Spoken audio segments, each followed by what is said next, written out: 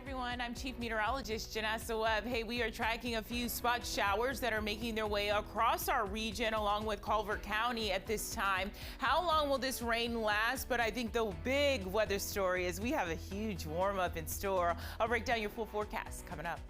The station covering all of the DMV. This is DC News Now. You're watching DC News Now at 9. And coming up tonight, a violent Memorial Day in Northern Virginia. 2 men dead, 2 children rushed to the hospital as bullets fly and sharp weapons come out. Our Max Marcilla live in Fairfax County talking to witnesses. And a young woman killed. Parked cars wrecked, a dangerous driver on the run. Neighbors say they've been begging for change for years. How this recent crash is pushing them back into action. And what better place to pay tribute to fallen service members than right here in the nation's capital. Our Mara Carbone talks to one family remembering their late son who lost his life days into his first deployment. Good evening, and thank you so much for joining us tonight for DC News Now at 9. I'm Tasmin Mahfouz. Hi, everybody. I'm Chris Flanagan, and tonight, police are still looking for the people responsible for a deadly shooting and stabbing that left 2 people dead. Yeah, and 2 juveniles were also injured today. It happened at an apartment complex in the Falls Church portion of Fairfax County. Northern Virginia Bureau reporter Max Marcilla has been on site for hours now. And Max, you've learned new information from police. Well, good evening, Chris. Does mean over the last few hours, police have said that they had detained someone, not specifying if they're a person of interest or just if they want to question them about what happened. But as police are searching for answers, people in this neighborhood are desperate for them, surprised at what they saw and hoping those answers do come quickly. A busy Memorial Day with kids playing outside turned into an unimaginable scene. So many police cars just coming so fast, and like fire trucks, ambulances, just all swarming around here, and it happened so quickly. Yes, we've had total of 4. As stunned neighbors watched from stoops and windows, police rushed to the scene to treat 4 people. 2 men who were shot, one found in a laundry room, the other in the parking lot. Neither of them survived.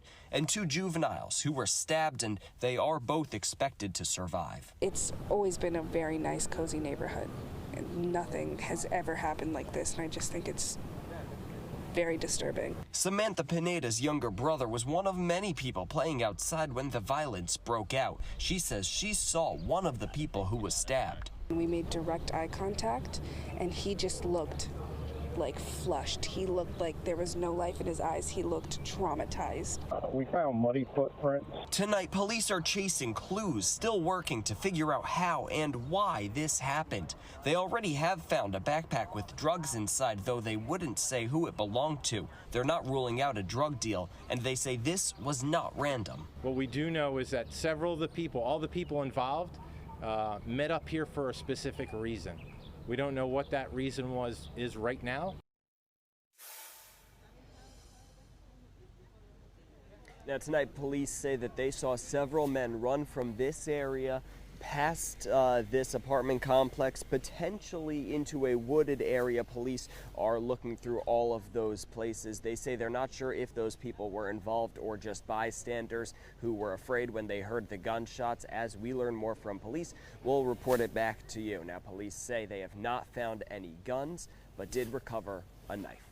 Reporting live in the Falls Church portion of Fairfax County, Max Marcilla, DC News Now. All right, Max, thank you. And happening now, police are looking to identify this man.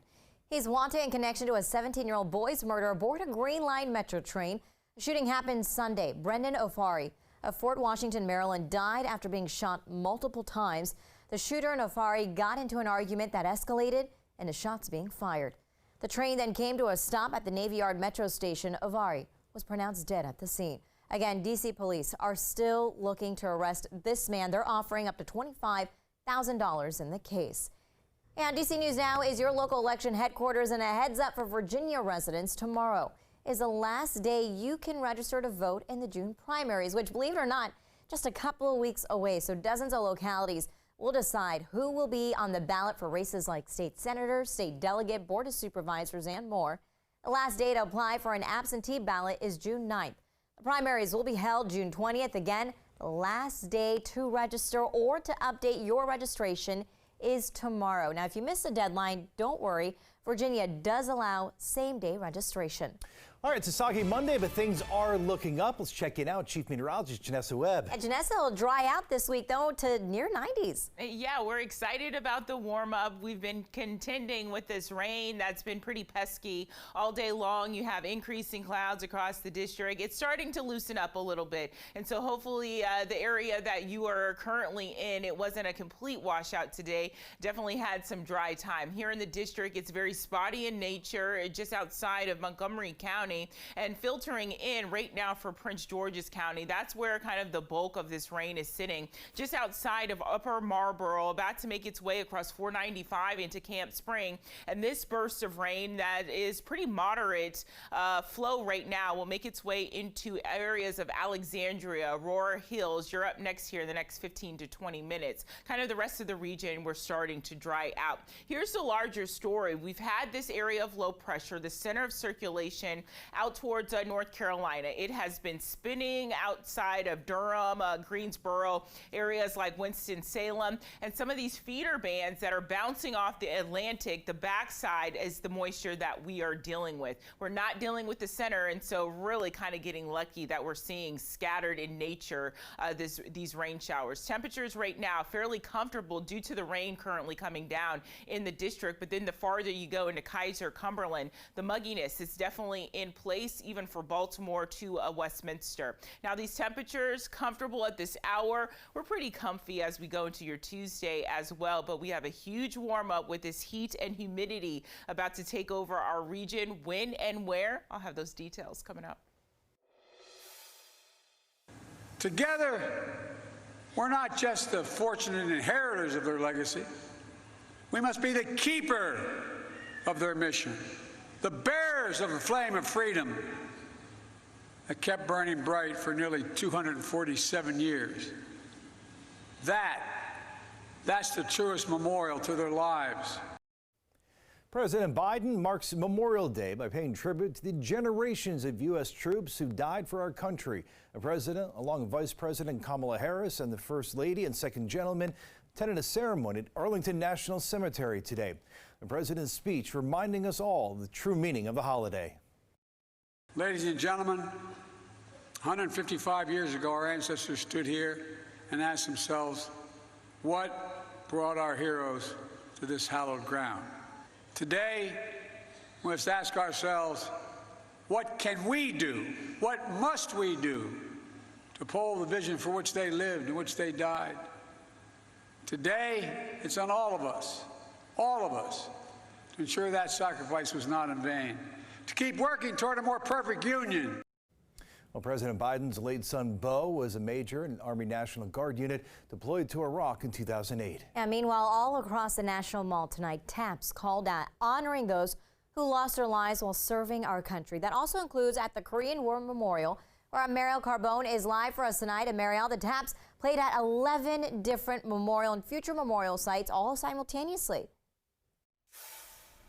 Yeah, that's right, Thasmin. That happened all at the same time at 5 o'clock, and visitors were asked during that time to really take a moment to pause and reflect on the meaning of Memorial Day. Now, we spoke to several military families from all across the country, and one of the big takeaways they want people to understand tonight is just the weight of the sacrifice that so many of our military members and their families make every day. As taps play across the National Mall, the American flag waves, and people stop and listen.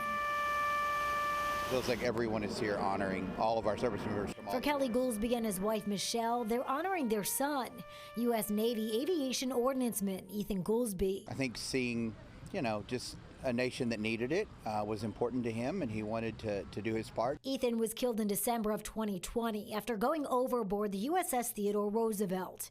To his family, Memorial Day is marked with so many emotions. It means sacrifice, and we think about Ethan every day, but today in particular we think about all who served.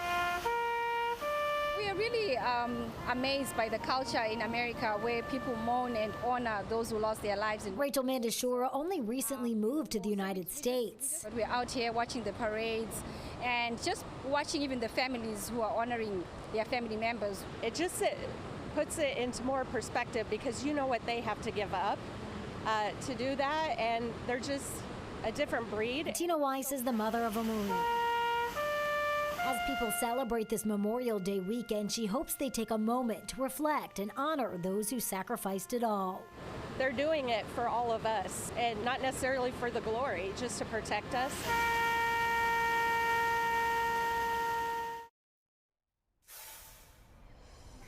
And I wanted to share a story about Ethan that his father had told us today. He says that Ethan, often on the ship while he was working there, would stop and ask different sailors how they're doing. And that's the legacy that he wants people to have in honor of his son this Memorial Day, to be kind to strangers and to stop and check in on them, asking them how they're doing.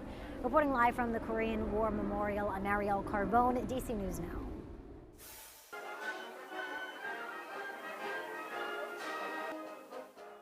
And the City of Falls Church, Virginia commemorated Memorial Day with a parade and festival, including live music you just heard there from the Falls Church Concert Band. This tradition has gone on for more than 40 years. At today's city, representatives, veterans groups, and community members showed up to pay their respects and enjoy their day off. Served in the U.S. Army from 1976 to 1984 as an engineer, and this event is always something I've been coming to for years and years and years. Obviously, the Memorial Day is remembering all those who gave their lives and that have given of their time, to keep this country free, America. The city supports not just the Memorial Day piece, but it's also a piece of neighborhood togetherness and how things work in that way. And such beautiful ceremonies all throughout the DMV today. And